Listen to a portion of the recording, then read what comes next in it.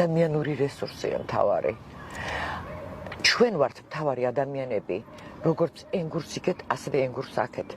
თუ ადამიანებს შორის არ მოხდა ნდობის აღდგენა, არ მოხდა რაღაც სხვრების წაშლა, არაფერი არ იქნება. ჩვენ ყველამ ვიცით რა მოხდა, ვიცით მესამე ძალა ვინ იყო, ვინ გააკეთა. ჩვენ ერთმანეთის გარეშე ვერ ვიქნებით.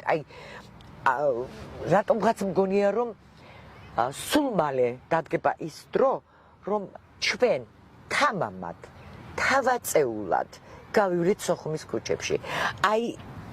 აქ გავივლით. აქ გავივლით. აქ პირჯვარს დავიწერ და სანთელს ავანთებთ.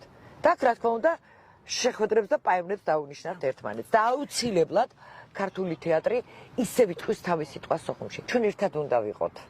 ჩვენ ევროპის ნაწილი ვართ. პირველი ევროპული ქალაქი იყო სოხუმი. დღეს სოხუმი არ არის ევროპული ქალაქი, არათუ ევროპული. საერთოდ ფუნქცია დაკარგულია ყველაფერი და ჩვენ რომ დავბრუნდებით სოხუმში, ჩვენ ერთად ავაშენებთ ახალ ევროპულ სოხუმს. მითხრა ერთ-ერთმა ჩემმა მეგობარმა, ღმერთმა აცხონოს.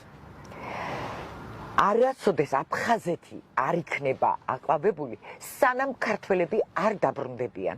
მე დღემდე მახსოვს ამ ბიჭის ეს სიტყვები, დიდი ხანია დაიღუპა 2003-ში დაიღუპა. ეს ფრაზა მითხრა. აფხაზეთი არასოდეს არ აყვავდება, სანამ ქართველები არ დაბრუნდებიან. და ყველაფერი სომხების და რუსების ბრალია. ეს მითხრა აფხაზმა, რომელიც იბრძოდა.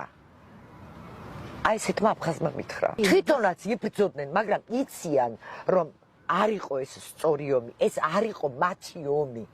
არც ჩვენი ომი არ იყო, ეს იყო თავსმოხვეული ომი. ეს იყო ომი, რომელმაც კულტურულად, ასევე ისტორიულად ძალიან დიდი ზიანი მოგვაყენა.